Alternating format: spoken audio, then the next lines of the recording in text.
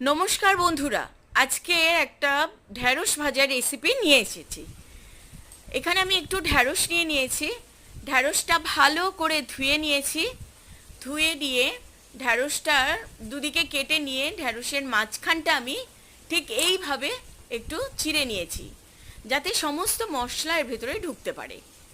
এবারে আমি ঢ্যাঁড়সটাকে নুন, হলুদ আর একটু লঙ্কার গুঁড়ো মাখিয়ে নিচ্ছি খুব সুন্দর করে। ঠিক এইভাবে আমি মাখিয়ে নিয়েছি। এবারে গ্যাসে আমি একটা ফ্রাইং প্যান বসিয়ে দিচ্ছি। ফ্রাইং প্যানের মধ্যে আমি কিছুটা সর্ষের তেল দিয়ে দিয়েছি, 4 চামচ মতন হবে। এইবারে ওই ঢ্যাঁড়স মাখাটা, যেটা নুন হলুদ মাখানো, এটা আমি দিয়ে দিচ্ছি ফ্রাইং প্যানের মধ্যে। দিয়ে একটু নাড়াচাড়া করে চাপা দিয়ে দিয়েছি। এবারে আমি ঢাকনাটা খুলে দেখুন, আমি একটু নাড়াচাড়া করে নিচ্ছি খুব হালকা হাতে। ঢ্যাঁড়স ভাজতে বেশি সময় লাগে না, আর হাই ফ্লেমও লাগে না। সবসময় আপনারা মিডিয়াম ফ্লেমে করবেন। এবারে আমি এই ঢ্যাঁড়সটার মধ্যে দিয়ে দেবো একটু কুচনো রসুন। রসুন দিয়ে আমি একটু ভাজা ভাজা করে নেব ঢ্যাঁড়সটা।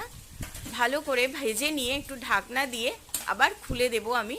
ঢাকাটা খুলে একটু নাড়াচাড়া করে আমি এর মধ্যে দিয়ে দেবো একটু হলুদ গুঁড়ো, একটু ধনে গুঁড়ো, জিরে গুঁড়ো, আর একটু দিয়ে দেবো লঙ্কা গুঁড়ো, সামান্য করে লঙ্কার গুঁড়ো। আর দেবো একটু সামান্য করে চিনি। এটা দিলে একটু মিষ্টি স্বাদ হয়, ভালো লাগে। তারপর আমি একটু নাড়াচাড়া করে নিয়ে নামিয়ে নেব। দেখুন কি সুন্দর হয়েছে, দেখতেও মজাদার, খেতেও মজাদার।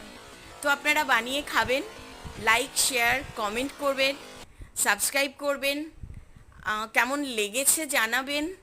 থ্যাংক ইউ, আর আপনারা ভালো থাকবেন।